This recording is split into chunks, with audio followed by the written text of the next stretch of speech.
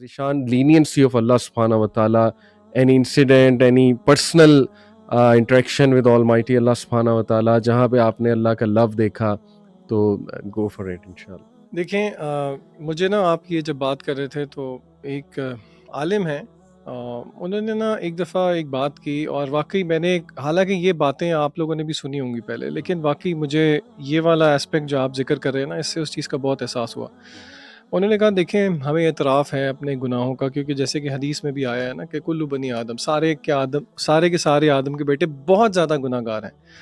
वो कहते हैं कि मैं 40 इयर्स को क्रॉस कर चुका हूँ, और आपको पता है कि इंसानी ज़िंदगी के अंदर 40 साल की उम्र जो है ना, वो एक एक मार्का होता है। यानी कि 40 years will mark a new phase of life, एक मैच्योर फेज़ ऑफ लाइफ, जहाँ पे फिर बंदा यानी कि कुछ ना कुछ तो फिर ये सोचना शुरू कर दी देता है ना कि ज़िंदगी का एक चंक मैंने ख़त्म कर दिया। उन्होंने कहा कि अगर अभी मुझे ये पता लग जाए कि मैंने फ़ौत होना है,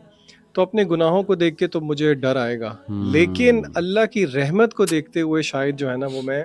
इस चीज़ को एक्सेप्ट कर लूँ। और उलमा को मैंने एक दुआ मांगते हुए भी सुना है, मुझे नहीं पता ये मसनून है या नहीं।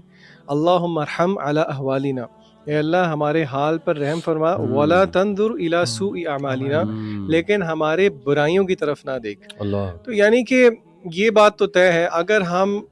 जाविया एक डायरेक्शन अपने गुनाहों की तरफ रख लें तो फिर तो बेड़ा पार नहीं होता, लेकिन अल्लाह ताला की रहमत की तरफ अगर हकीकी तौर पे उसको हम समझें, उसको हम इंटरनलाइज करें, then there should be no reason why. And again that being said, जिस तरह के उलमा ने कहा है कि ये एक परिंदे की तरह है, उसके परों की तरह है, होप एंड फेयर, और उसका जो सर है वो अल्लाह की मोहब्बत है। तो डेफिनेटली आई थिंक कोई एक वाकया, क्या अनगिनत वाकयात हैं जहाँ पे